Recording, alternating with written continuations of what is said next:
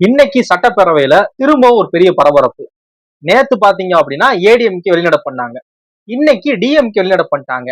அப்படி எதுக்காக டிஎம்கே வெளிநடப்பு பண்ணாங்க? டிஎம்கே வெளிநடப்பு பண்ணதுக்கான காரணம் என்ன? அப்படி விஜய் அவர்கள் என்ன பேசினாங்க அப்படிங்கிற ஒரு டீடைல்டான வீடியோ தான் இந்த வீடியோ இருக்க போகுது. வீடியோ ஃபுல்லா பாருங்க. சட்டப்பேரவை லைவ்ல பார்க்கலாம் அப்படின்னா இன்னைக்கு என்ன நடந்துச்சு அப்படிங்கிறத ரொம்ப டீடைல்டா சொல்றேன். வணக்கம், நான் ஆனந்த். இன்னைக்கு பாத்தீங்க அப்படின்னா இந்த குறுகிய கால சட்டப்பேரவை கூட்டத்தொடர் இருக்குல்ல, ஜூன் 18, 19, 22, 23 இந்த 4 நாள் நடக்குதுனாங்க. இதுல கடைசி நாளா இன்னைக்கு வந்து சிஎம் விஜய் அவர்கள் வந்து தாவேகா கவர்மெண்ட் மேல என்ன இருக்க குற்றச்சாட்டு எல்லாத்துக்குமே ஒரு தெளிவான கிளாரிபிகேஷன் கொடுக்குற மாதிரி அவங்களோட ஸ்பீச் இன்னைக்கு இருந்துச்சு. என்ன அப்படின்னா, இந்த 40 நாள்ல அவங்க என்னென்ன மாதிரியான மாற்றங்கள் கொண்டு வந்திருக்காங்க, என்னென்ன மாதிரியான விஷயங்களை வந்து ஸ்டாப் பண்ணிருக்காங்க, அந்த மதுபான கடைகள் 717 மதுபான கடைகள் மூடினது, கல்குவாரிகளை மூடினது, இந்த மாதிரியான விஷயங்கள் எல்லாத்தையுமே அவங்க வந்து இன்னைக்கு லிஸ்ட் அவுட் பண்ணி ஃபுல்லா சொல்லிக்கிட்டு இருந்தாங்க. அப்படி சொல்றப்ப அவங்க என்ன சொன்னாங்க அப்படின்னா, பார்ட்டி ஃபண்டுன்னு ஒண்ணு விஷயம் கலெக்ட் பண்ணிருக்காங்க, கட்சியோட நிதிக்கு போயிருக்கு, அது எல்லாத்தையும் எப்படி கஜானா கொண்டு வரேங்கிற மாதிரி பாருங்க, அது எல்லாத்தையுமே இது வெளியே கொண்டு வரணும் அப்படின்னு பார்ட்டி ஃபண்ட் அப்படிங்கிறத யூஸ் பண்ணாங்க. அப்படி யூஸ் பண்ண கொஞ்ச நேரத்திலேயே சட்டப்பேரவையில் இருக்கக்கூடிய திமுக எம்எல்ஏக்கள் எல்லாருமே விஜய் அவர்களை பேச விடாம இடையில வாக்குவாதம் பண்ணிட்டே இருந்தாங்க. பேச விடவே குறுக்கிட்டுக்கிட்டே இருந்தாங்க.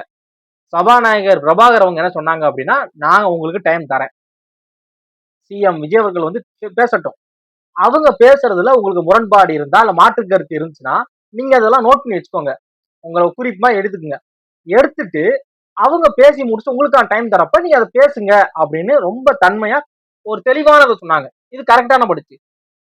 நீங்க பேசுறீங்க இப்படி மாத்திமா சண்டை போட்டா ஒண்ணுமே நடக்காது. சட்டப்பேரவைக்குள்ள சட்டப்பேரவை எல்லாருமே வெளியே கிளம்பி போக வேண்டியதான், இல்ல உள்ள கத்திக்கிட்டே இருக்க வேண்டியதான். என்ன சொல்ல வராங்க அப்படிங்கிறது இல்ல. விஜய் அவர்கள் வந்து பேச ஆரம்பிச்சு இப்படி சொன்ன ஆரம்பிச்சாங்க. அப்போ அதுல ஒரு விஷயம் என்ன சொன்னாங்க அப்படின்னா, இந்த மாதிரி பார்ட்டி ஃபண்ட் அப்படிங்கிற மாதிரி ஒண்ணு இது பண்றப்ப உதயநிதி ஸ்டாலின் அவங்க எதிர்கட்சி தலைவர் உதயநிதி ஸ்டாலின் அவங்க என்ன சொன்னாங்க அப்படின்னா, எங்க மேல இந்த மாதிரியான குற்றச்சாட்டு நீங்க வைக்கிறீங்க, பார்ட்டி ஃபண்ட் அப்படிங்கிற மாதிரி வைக்கிறீங்கன்னா அதை நீங்க கோர்ட்ல நீங்க தாராளமா கோர்ட்டு கொண்டு போங்க, அதை நான் ஃபேஸ் பண்ண தயாரா இருக்கேன், எங்க கட்சி நாங்க ஃபேஸ் பண்ண தயாரா இருக்கோம், ஏன்னா எங்க மேல எந்த வித தப்பு இல்லை. அவங்க பேசுற கான்பிடன்ட்ல நான் சொல்றேன். இதுக்கு முன்னாடி கொடுத்த அஞ்சு வருஷ ஆட்சி வந்து நாங்க ரொம்ப நேர்மையா எந்தவித ஊழலும் இல்லாம நாங்க கொடுத்த ஒரு ஆட்சி. அதனால நாங்க வந்து கோர்ட்ல எங்களோட இதை வந்து நாங்க ஃபேஸ் பண்ண தேவை. நீங்க இப்படி பொதுவா பேசிடக்கூடாது, ஊழல் பண்ணாங்க பார்ட்டி ஃபண்ட் அப்படிங்கிறதுல சும்மா பேசிடக்கூடாது, யாரு என்னன்னு கரெக்டா சொல்லணும் அப்படிங்கிற மாதிரி அவங்க இது பண்ணாங்க. அதுக்கப்புறம் அவங்க சொல்றதுக்கான டைம் கொடுக்கவே இல்லை. இது வந்து இடையில பேசினது. சிஎம் அவர்கள் வந்து அவங்க பதில முடிக்கவே இல்லை. இடையில குறுக்கிட்டு பேசினது அந்த விஷயங்கள். விஜய் அவர்கள் வந்து இன்னைக்கு தெளிவா இந்த எப்பவுமே அவங்க சட்டப்பேரவைக்குள்ள பேசுவாங்க ரொம்ப ஹம்பிளா, அதெல்லாம் இல்ல, பிரச்சாரத்துல பேசுவாங்க பாத்திருக்கீங்களா, அந்த மாதிரி அடி வெறியா போட்டு அடிக்க ஆரம்பிச்சிட்டாரு திமுகவை. உங்க ஆட்சியில் அப்படி இருந்துச்சு இப்படி இருந்துச்சுன்னு சொல்லி எல்லாமே அவங்க மேல குற்றச்சாட்டு எல்லாத்தையும் லிஸ்ட் அவுட் பண்ணி ஒன்னா சொல்ல ஆரம்பிச்சிட்டாரு.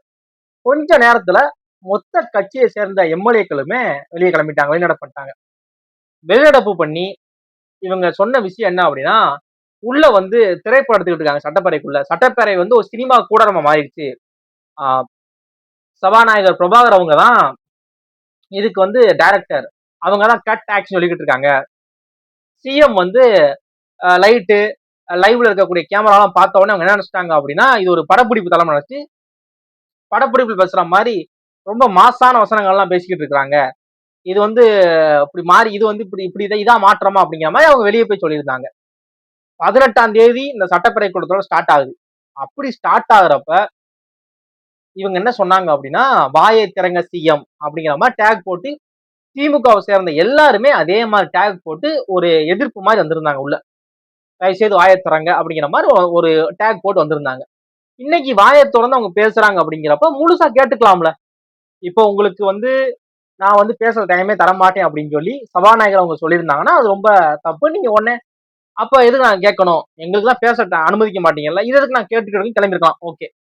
ஆனா அவங்க பேச தரேங்கிறாங்க, பேசுறதுக்கு ஒரு டைம் தரேன், உங்களுக்கான நான் அவகாசத்தை நான் தரேன் அப்படிங்கிறப்ப அவங்க பதில் பேசி முடிச்சுட்டு அவங்க சொல்ற குற்றச்சாட்டு என்னவா இருந்தாலும் உங்க மேல தப்பே இல்லை.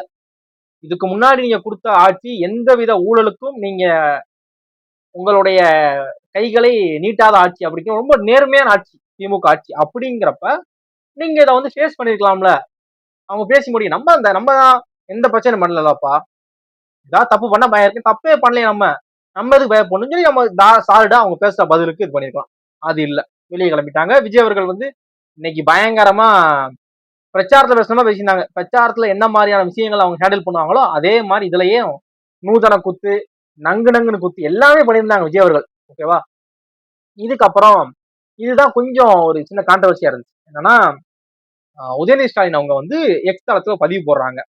இந்த மாதிரி விஜய் அவர்கள் வந்து இப்படி பேச சிஎம் விஜய் அவர்கள் இப்படி பேசுறத பத்தி இன்னைக்கு சட்டப்பேரவை நடந்தது ஒரு அறிக்கை ஒரு இது மாதிரி எக்ஸ் தளத்துல பதிவு போடுறாங்க. அதுல என்ன ஒன்று மென்ஷன் பண்ணிருக்காங்க அப்படின்னா செங்கல்பட்டு கோர்ட்ல வந்து கணவனை தேடக்கூடிய மனைவியோட கதையை தமிழ்நாட்டுக்கே தெரியும் அப்படிங்கிற மாதிரி சொல்றாங்க. இது இந்த இடத்துல தேவையா?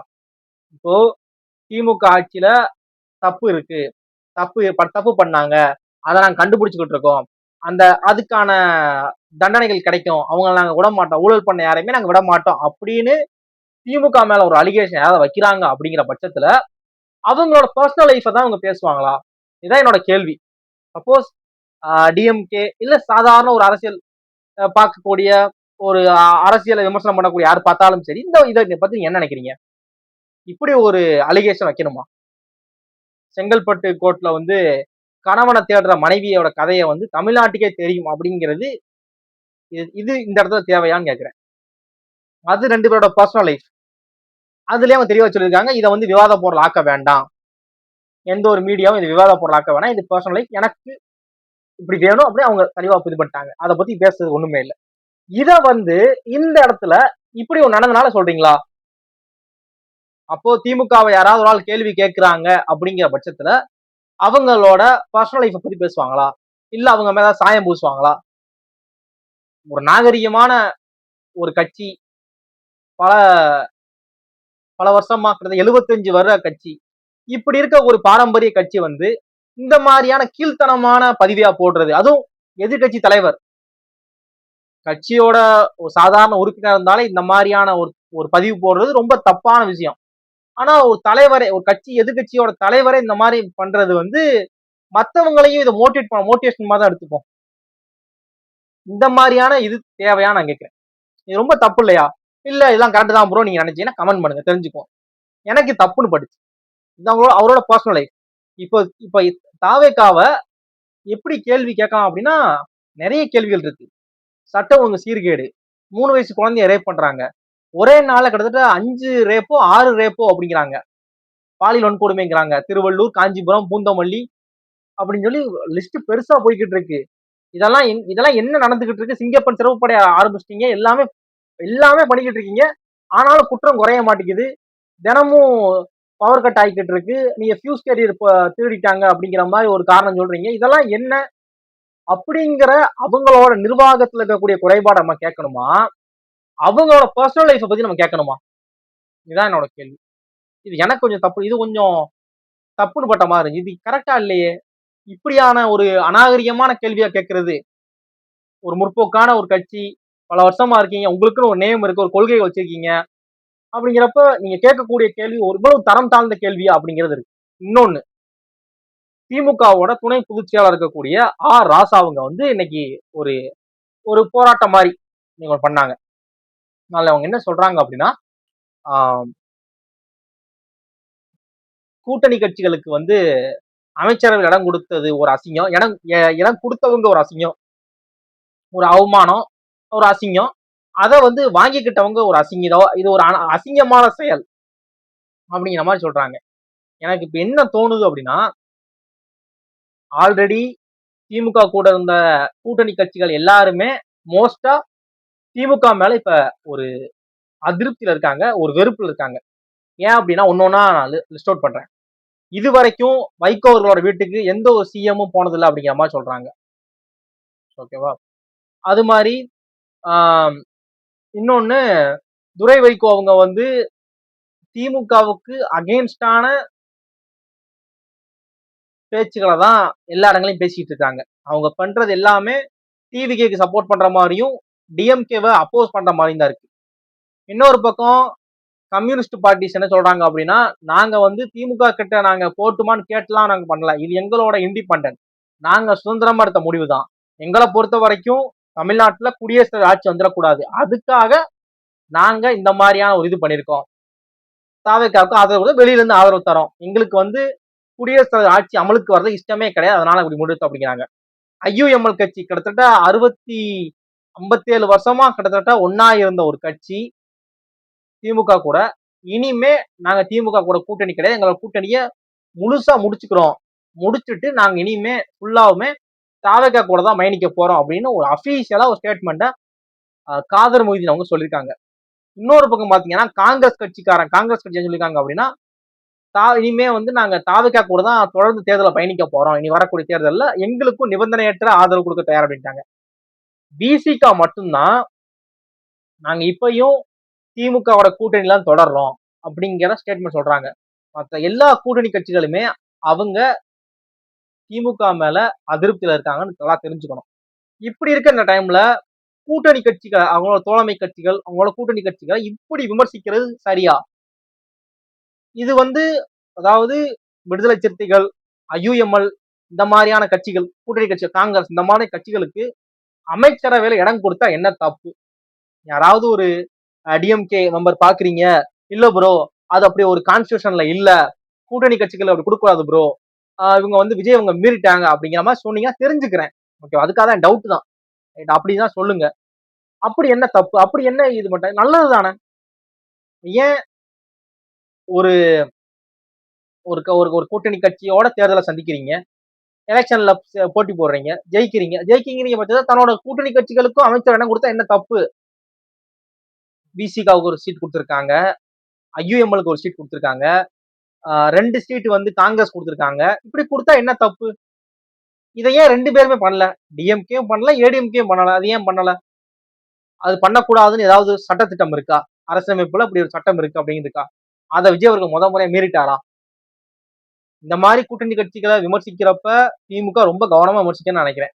ஏன் அப்படின்னா இந்த மாதிரியான விமர்சனங்கள் வந்து ஆல்ரெடி இதுவரைக்கும் நடக்காத விஷயம் நடந்திருக்கு. தமிழ்நாட்டு அரசியல்ல விசிக கட்சிக்கு இதுவரைக்கும் விசிக இருந்து ஒரு அமைச்சர் கூட வந்தது கிடையாது. அப்படி இருக்கிற ஹிஸ்டரிய முதல் முறையா விஜய் அவர்கள் கொடுத்திருக்காங்க. அப்படிங்கிறப்ப கட்சிக்குள்ள மேபி விசிகக்குள்ளேயே விஜய் அவர்கள் மீது பெரிய மரியாதை இருக்கும். வன்னியரசு அவர்களுமே விஜய் மேல பெரிய மரியாதை வச்சிருப்பாங்க. ஏன் திருமாவளவன் அவங்களே விஜய் அவர்கள் மீது பெரிய மரியாதை வச்சிருப்பாங்க. அப்படி இருக்கிற பட்சத்துல தொடர்ந்து விசிகாவை இந்த மாதிரி திமுக விமர்சிக்கிறது நிரந்தரமா திமுக கூட இருக்கிற அந்த கூட்டணியை உடைச்சிட்டு முழுசா விசிக வந்து டிவிகே கூட போறதுக்கு அதிகபட்ச வாய்ப்பை இவங்களே ஏற்படுத்தி கொடுக்குற மாதிரிதான். ஏன்னா அப்பதான் சிச்சுவேஷன் போய்கிட்டு இருக்கு. ஒரு ஒரு எதிர்ப்பை வைக்கிறோம் ஆளுங்கட்சி மேலனா அது ரொம்ப நேர்மையா நான் சொல்லியா தெரியும். ஏன் எவ்வளவு பெரிய ஒரு 75 பாரம்பரியமான கட்சி, எவ்வளவு எக்ஸ்பீரியன்ஸ் உங்களுக்கு எல்லாம் இருக்கு, இவ்வளவு ஒரு அநாகரிகமான வார்த்தைகளா நீங்க பதிவு பண்றது பொது தளத்துல அப்படி கொடுத்தா என்ன தப்புங்கிறேன். அதான் என் கேள்வி. கொடுக்கட்டுமே, கொடுத்தா என்ன தப்பு? கொடுக்க நீங்க பண்ணாதான் அவங்க பண்ணிருக்காங்க. ஆட்சியிலும் பங்கு, அதிகாரத்திலும் பங்குன்னாங்க. சும்மா ஒண்ணு சொல்லலையே, சொன்ன மாதிரியே கொடுத்திருக்காங்க. அமைச்சர்கள் இடம் கொடுத்திருக்காங்களே. ஏன் அவங்க நினைச்சிருந்தா அவங்க கட்சியை சேர்ந்த ஒரு 4 பேர் இல்லையா திரும்ப இவங்களுக்கு கொடுத்த காங்கிரஸ்க்கு ஐயுஎம்எல் விசிகா கொடுத்துருக்க மாட்டாங்களா? அது பண்ண வேணாம், நம்மளும் அதிகார பங்கு கொடுத்துருக்காங்க. இதெல்லாம் விமர்சிச்சுக்கிட்டு இருக்கீங்க. இப்படி இதெல்லாம் பாக்குறப்ப திமுகவோட எதிர்காலம் எப்படி இருக்க போன்னு தெரியல. ஆமா, அதாவது வைக்கக்கூடிய ஸ்டேட்மெண்ட் இது எல்லாமே ரொம்ப ஒரு மாதிரி கீழ்த்தனமா இருக்கிற மாதிரி இருக்கு. கூட்டணி கட்சிகளே இவ்வளவு அதிருப்தி ஆயிட்டாங்கன்னா 2031 எலெக்ஷன்ல திமுக 234 தொகுதியிலையும் தனித்துதான் போட்டியோட நிலைமை வந்துடும். இப்படியே போச்சுன்னா இது நடக்கும். நீங்க இதை பத்தி என்ன நினைக்கிறீங்க அப்படிங்கிற உங்களோட ஒப்பீனியனை மறக்காம ஷேர் பண்ணுங்க. இதுதான் இன்னைக்கு நடந்த சட்டப்பேரவையோட விவாதம். இதான் இன்னைக்கு என்னோட ஹைலைட்ஸ் வச்சுக்கோங்களேன். பாருங்க, உங்க ஃப்ரெண்ட்ஸ் ஃபேமிலிக்கு ஷேர் பண்ணுங்க. தேங்க்ஸ் ஃபார் வாட்சிங்.